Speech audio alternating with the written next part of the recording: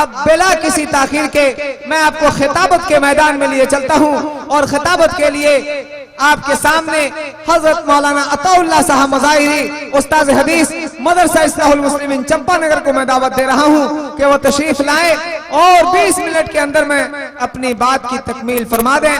حضرت مولانا عطا اللہ صاحب مظاہری استاذ حدیث مدرسہ اصلاح المسلمین چمپا نگر بھاگلپور۔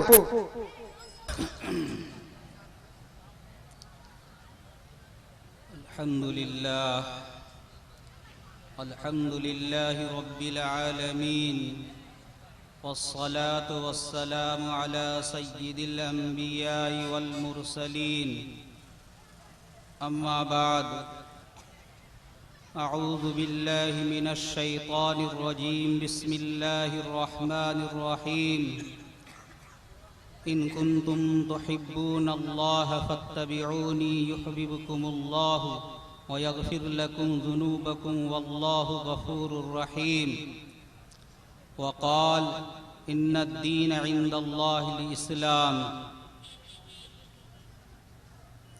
معزز سامعین کرام، عشاء کی نماز کے بعد متصلاً یہ پروگرام شروع ہو چکا ہے۔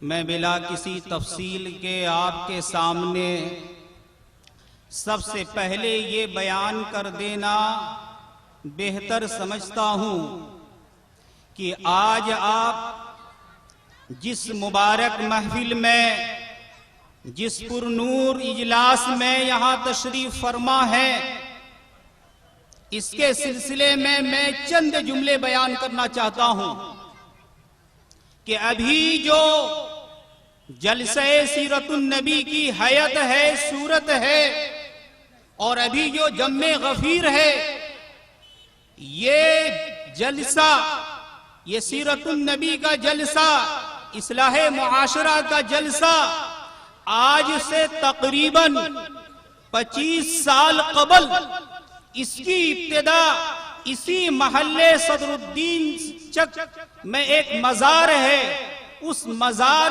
پر میلاد کے نام سے یہ جلسہ ہوا کرتا تھا۔ ابتدا میں ہمارے بڑے بھائی مولانا شاہد صاحب نے بھی اس میں حصہ لیا اور مزار پر یہ پروگرام ہوا کرتا تھا۔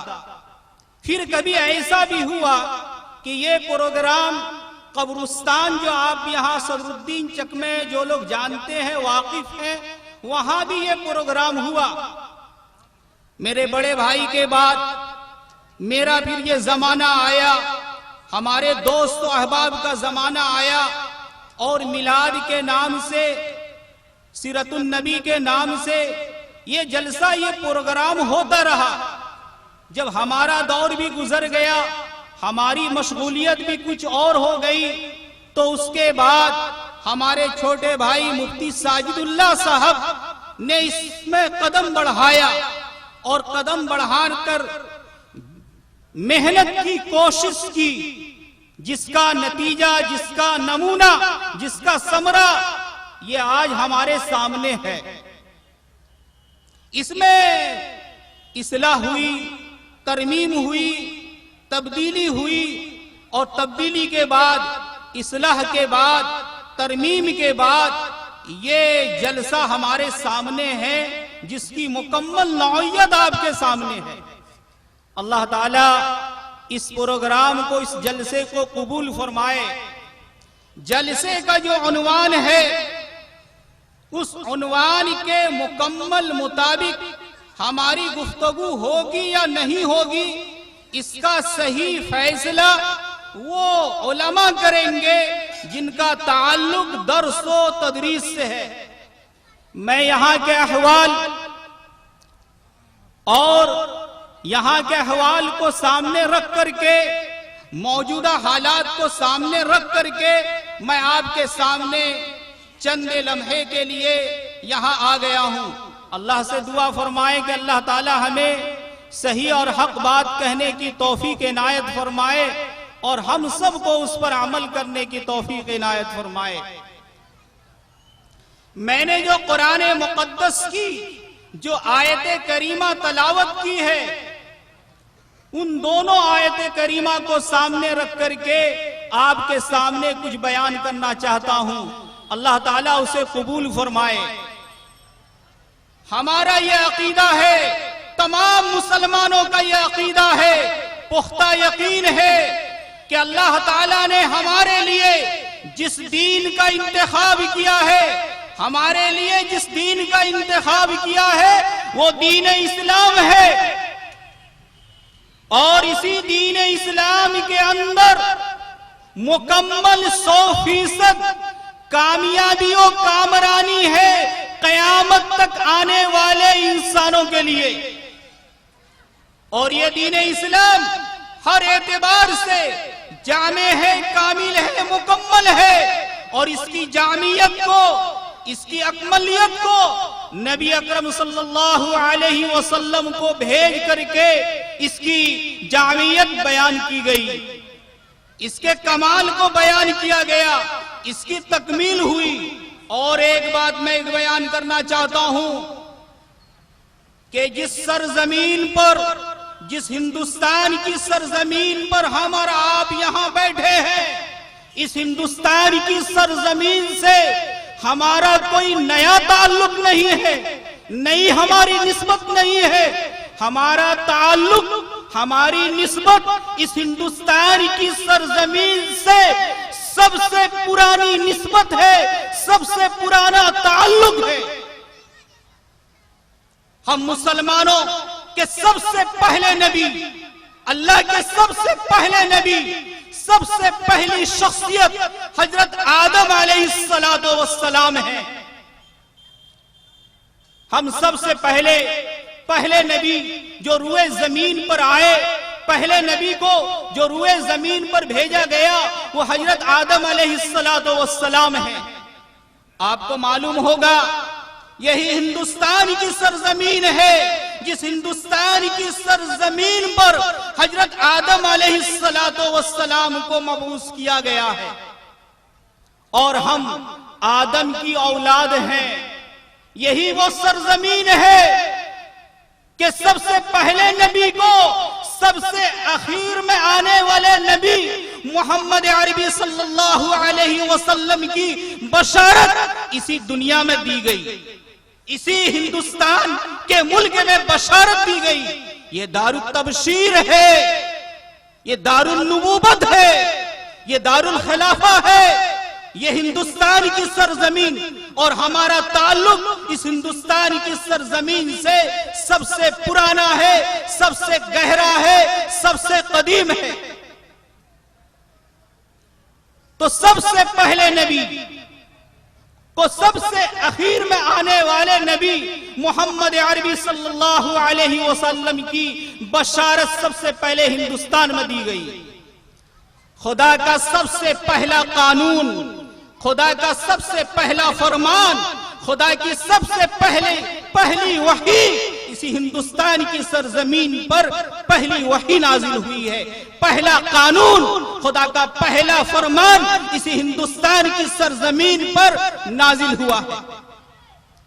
تو اس ہندوستان کی سرزمین سے ہم مسلمانوں کا پرانا گہرا تعلق رہا ہے، اور نبی اکرم صلی اللہ علیہ وسلم کے اصحاب بھی اس ہندوستان کی سرزمین پر آئے، اور آدم علیہ السلام کے علاوہ دیگر انبیاء علیہ السلام بھی اس ہندوستان کی سرزمین پر تشریف لائے ہیں۔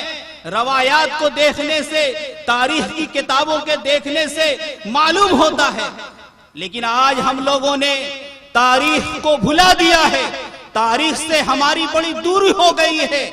آج ہم اسلامی تعلیمات کو، اسلامی تاریخ کو یاد نہیں کرنا چاہتے ہیں، اسے سیکھنا نہیں چاہتے ہیں، جاننا نہیں چاہتے ہیں۔ اگر ہم اور آپ نے اپنی اسلامی تاریخ کو بھلا دیا تو یاد رکھے اسی ہندوستان کی سرزمین پر ایسے حالات آئیں گے، ایسے مراحل سے ہمیں اور آپ کو گزرنا پڑے گا کہ شاید نفسا نفسی کا عالم ہوگا، کوئی پوچھنے والا نہیں ہوگا۔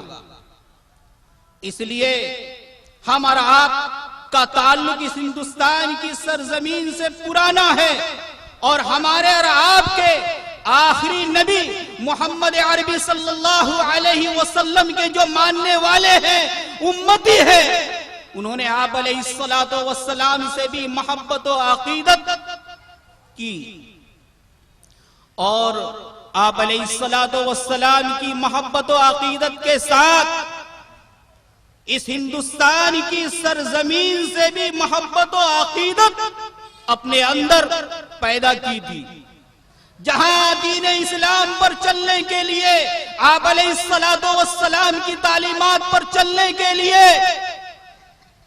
تمام مسلمان ہمیشہ تیار رہے، ہمیشہ آمادہ رہے۔ ایسے ہی مسلمانوں نے ہمیشہ اس بات کی کوشش کی کہ ہم جس ہندوستان کی سرزمین پر موجود ہیں، ہم اس کے ساتھ وفاداری کا ثبوت پیش کریں۔ لیکن مسلمانوں کے لیے سب سے پہلی چیز ہے اسلامی تعلیمات، دین اسلام، نبی علیہ السلام کا لایا ہوا دین، نبی علیہ السلام کی لائی ہوئی پاکیزہ تعلیمات۔ اگر کوئی قانون، کوئی دستور ایسا ہو جو نبی علیہ السلام کے قانون سے، ان کے دستور سے، دین اسلام سے نہیں ٹکراتا ہو، متصادم نہیں ہو، تو مسلمانوں نے ہمیشہ ایسے دستور کو، ایسے قانون کو قبول کیا ہے، ماضی میں بھی قبول کیا ہے، آج بھی قبول کر رہے ہیں، آئندہ بھی قبول کریں گے۔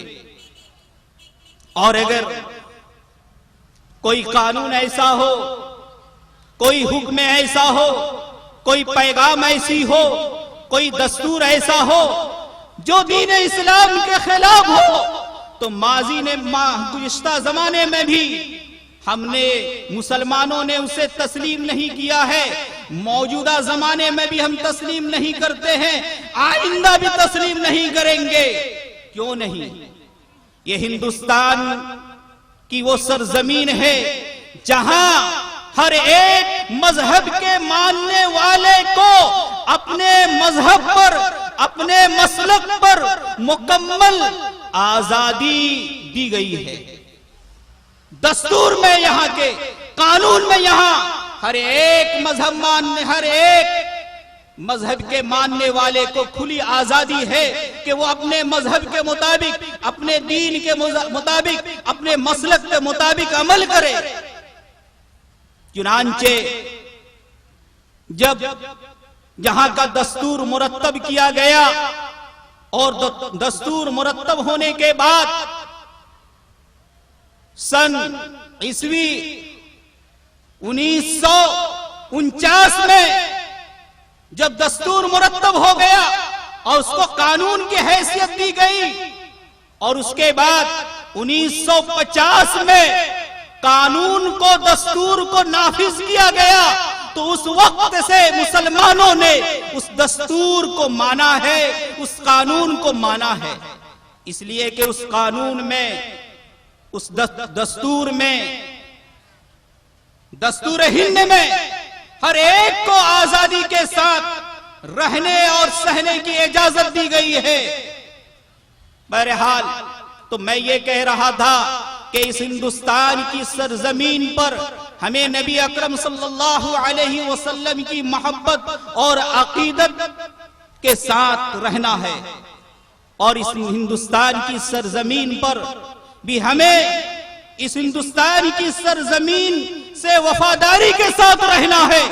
لیکن آج ایسے شرپسند عناصر اس ہندوستان کی سرزمین پر پیدا ہو گئے ہیں، یہ ہندوستان کی آئین سے، ہندوستان کے دستور سے، ہندوستان کی آئین اور دستور سے کھیل کھیلتے ہیں، مسلمانوں کو اور ہندوؤں کو لڑانا چاہتے ہیں۔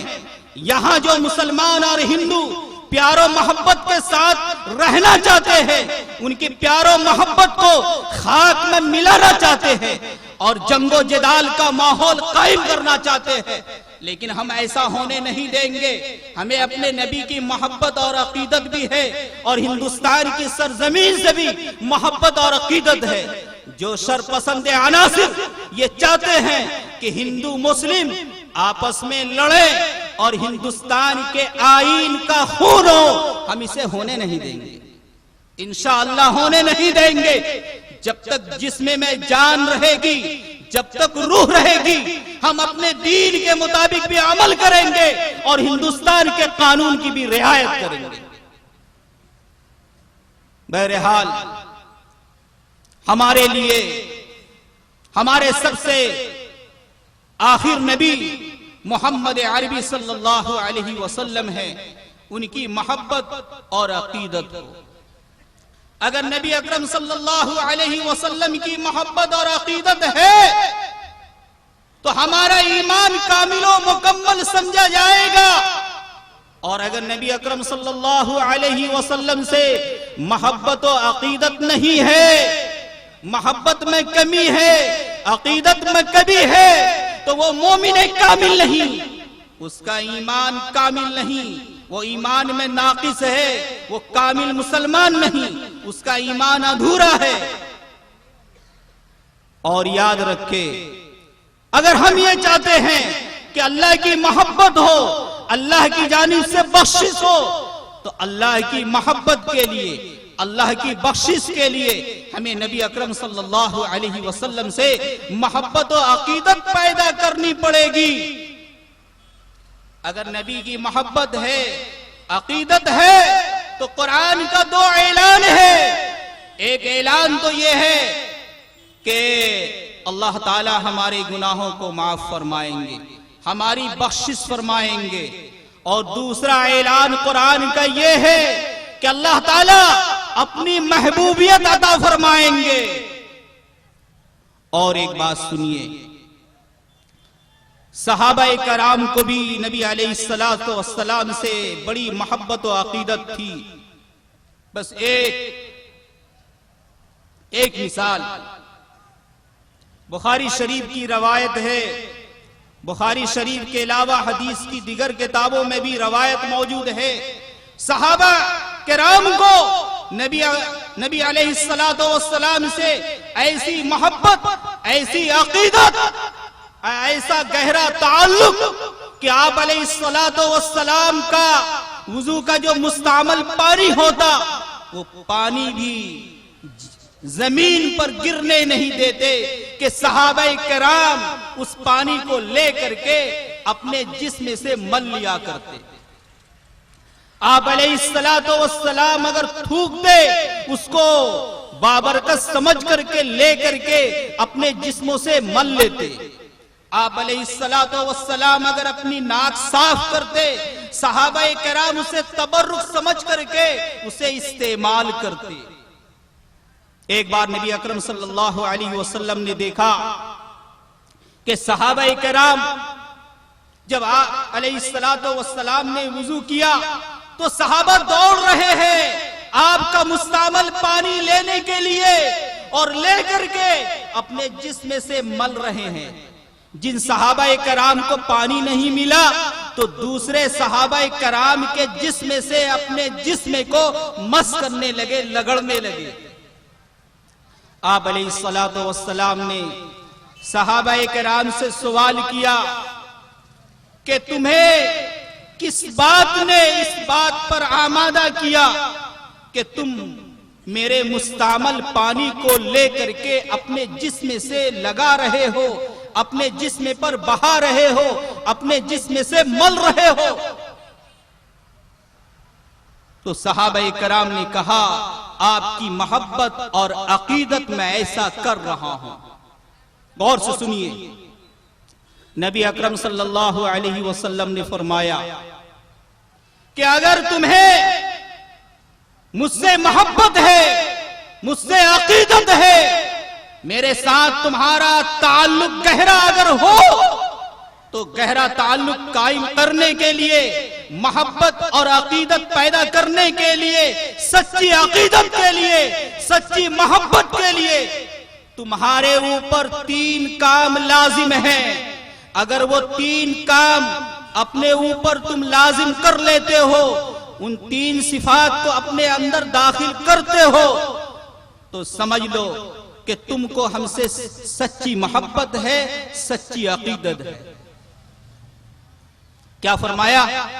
آپ علیہ السلام نے فرمایا اگر تم کو مجھ سے سچی محبت ہے، عقیدت ہے، تو تمہارے لیے لازم ہے کہ تم 3 کام کرو۔ تمہارے لیے 3 کام کرنا لازم ہے۔ تمہارے لیے لازم ہے کہ تم 3 اوصاف سے اپنے آپ کو آراستہ کرو۔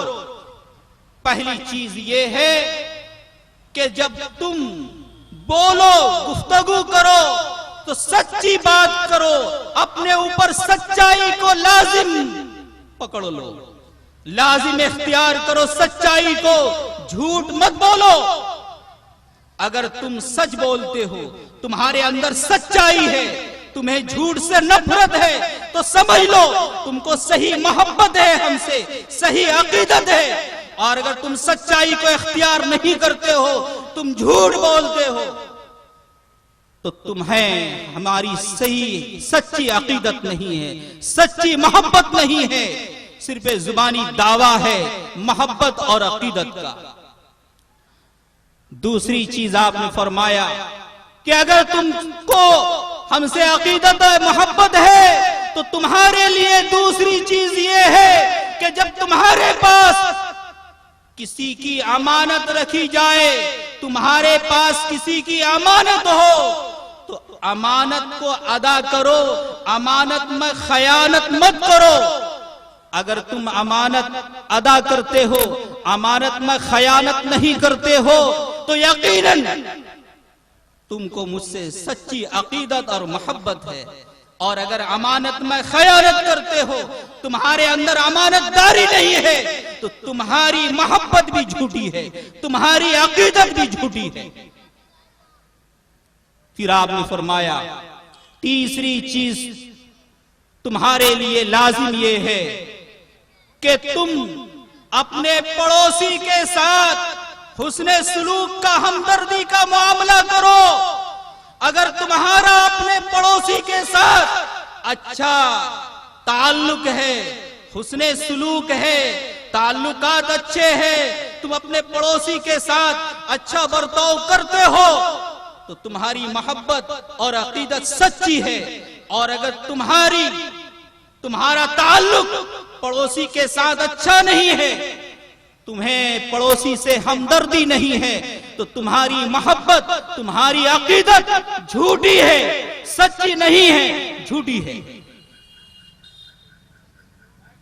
میں ایک اور بات، پڑوسی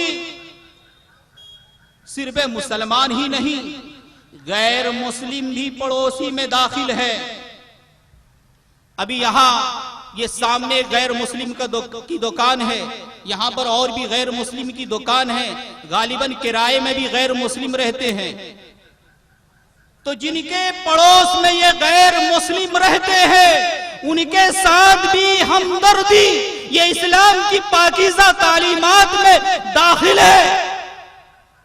اور اگر وہ مسلمانوں کے ساتھ ہمدردی کا معاملہ کرتا ہے اور پڑوس میں جو غیر مسلم ہیں، چاہے وہ دکاندار ہوں، چاہے وہ حلوائی ہوں، چاہے وہ نائی ہوں، چاہے کوئی غیر مسلم ہو، اگر اس کے ساتھ ہمدردی نہیں ہے تو وہ اسلامی تعلیمات کے خلاف ہے، اسلامی تعلیمات کے خلاف۔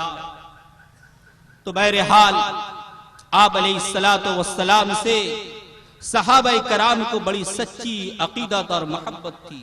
اسی طرح ماضی قریب میں جو ہمارے علماء کرام گزرے ہیں، انہیں بھی نبی سے بڑی سچی عقیدت و محبت تھی۔ 2-3 مثالوں میں اپنی بات ختم کرتا ہوں، چونکہ وقت بے وقت ہو رہا ہے۔ کیا مولانا رشید احمد گنگوئی رحمت اللہ علیہ کا نام آپ نے سنا ہے؟ مولانا رشید احمد گنگوئی رحمت اللہ علیہ کا تعلق نبی کی حدیث سے بڑا گہرا تعلق، 40 سال تک نبی کی حدیث کا درس دیتے رہے، 40 سال تک مسلسل نبی کی حدیث کا درس دیتے رہے. ایک بار طلبہ عزیز کو درس حدیث دے رہے تھے, بارش ہو گئی. طلبہ جو بارش میں بھیگنے لگے تو وہ تیزی سے ایسی جگہ مکانوں میں چلے گئے تاکہ بارش سے اپنے آپ کو بچائے. مولانا رشید احمد گنگوئی رحمت اللہ علیہ نے اپنی پگڑی اتاری اور اتار کر کے طلبہ عزیز کی چپلوں کو, جوتوں کو اس میں جمع کر کے اٹھانے لگے. طلبہ نے کہا, حضرت یہ آپ کیا کر رہے ہیں؟ آپ اپنے سر کے تاج دستار میں ہماری جوتیوں کو اٹھا رہے ہیں. سنیے کیا کہا, کیسی نبی سے محبت تھی, نبی کی حدیث سے کیسا تعلق تھا, کیسی عقیدت تھی. مولانا رشید احمد گنگوئی رحمت اللہ علیہ نے فرمایا, میں تمہاری چپلوں کو نہیں اٹھا رہا ہوں, تمہاری جوتیوں کو نہیں اٹھا رہا ہوں, میں اس لیے تمہاری جوتیوں کو اٹھا رہا ہوں, تمہاری چپلوں کو اس لیے اٹھا رہا ہوں کہ تم مہمان رسول ہو, رسول کی حدیث کا درس حاصل کرتے ہو, تو نبی کی حدیث سے تمہارا تعلق ہے, نبی کے حدیث سے تمہارا تعلق ہے, تم مہمان رسول ہو, تو مہمان رسول کی بنیاد پر, حدیث سے تعلق کی بنیاد پر میں تمہاری چپلوں کو اٹھا رہا ہوں. یہ تھی مولانا رشید احمد گنگوئی رحمت اللہ علیہ کا نبی کے ساتھ ان کی محبت اور عقیدت. اور آئیے مولانا شیخ الہند رحمت اللہ علیہ کا بھی نام آپ نے سنا. مولانا شیخ الہند رحمت اللہ علیہ, مولانا شیخ الہند رحمت اللہ علیہ نے غالباً خطاب کر کے جنت, خطاب کر کے کہا, جنت سے مخاطب ہو کر کہا کہ تجھ میں حور و قصور رہتے ہیں, تجھ میں حور و قصور رہتے ہیں, میں نے مانا ضرور رہتے ہیں, تجھ میں حور و قصور رہتے ہیں, میں نے مانا ضرور رہتے ہیں.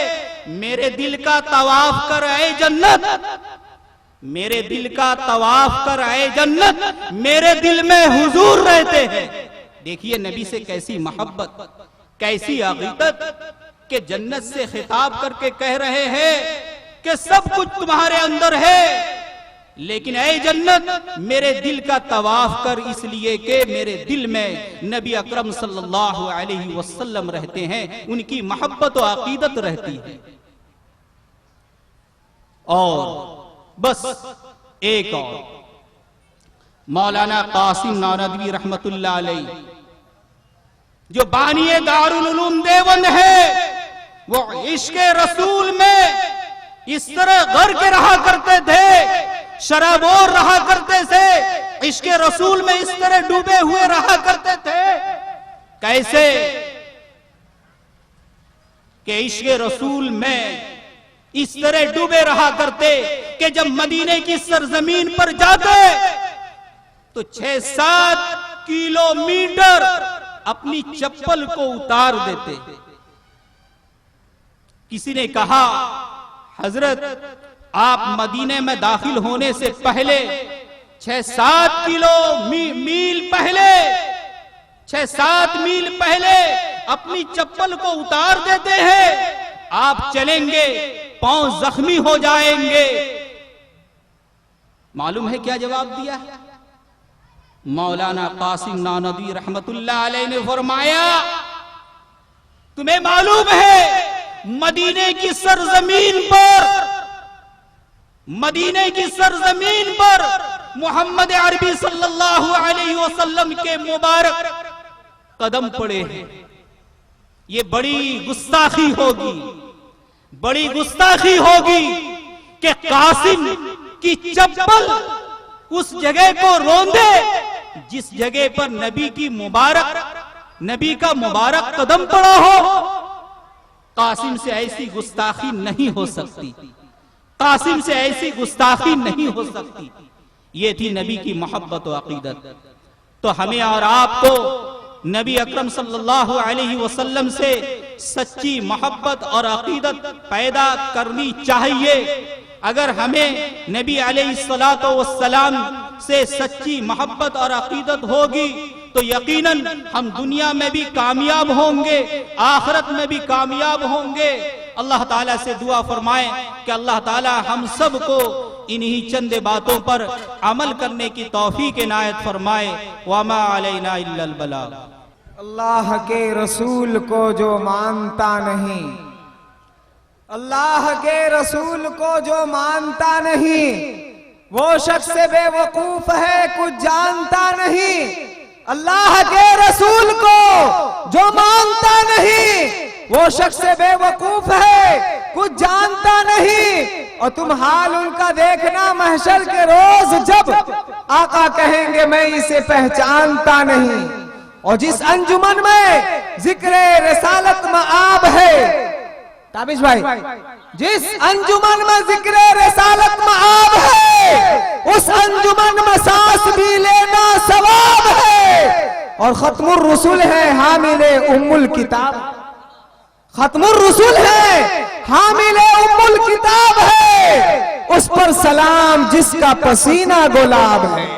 حضرات گرامی، علماء کرام کی بھی ایک لمبی فہرست ہے، اور حضرات شعراء اعظام کی بھی ایک لمبی فہرست ہے۔ میں ان تمام حضرات کے شکر گزار ہوں اور ان تمام حضرات کو مبارکباد پیش کرتا ہوں جنہوں نے اس عظیم الشان جلسے میں شرکت کی یا کسی بھی طریقے سے اس جلسے کو کامیاب بنانے میں شریک ہوئے، چاہے جان سے چاہے مال سے، کسی بھی اعتبار سے ہم ان کے شکر گزار ہیں۔ اور خاص طور سے اس صدر الدین چک کمیٹی، اصلاحی کمیٹی کے صدر آصف سلام عرف سنی، صدر نوجوانان اصلاحی کمیٹی، ان کے بھی ہم شکر گزار ہیں کہ ان کی محنت اور کوششوں کا یہ ثمرہ ہے، سنی کی کوششوں محنت کا یہ ثمرہ ہے جو آپ یہ عظیم الشان اتنا بڑا جلسہ دیکھ رہے ہیں۔ اور ان تمام حضرات کی بھی کوششوں کا ثمرہ ہے جنہوں نے کسی بھی طریقے سے اس میں حصہ لیا ہے۔ اللہ تعالیٰ ان سب کو اجر عظیم عطا فرمائے اور اس جلسے کو ہم سب کے لیے ہدایت اور نجات کا ذریعہ فرمائے، آمین۔ صدر الدین چک والو بقائے دین محمد کے واسطے، صدر الدین چک والو بقائے دین محمد کے واسطے۔ اشفاق بھائی توجہ چاہیے۔ صدر الدین چک والو بقائے دین محمد کے واسطے ہر سال اسی شان سے جلسہ کیا کرو اور رب کی بڑائی شاہ کا چرچا کیا کرو، رب کی بڑائی شاہ کا چرچا کیا کرو، ایسا خدا رسول سے سودا کیا کرو۔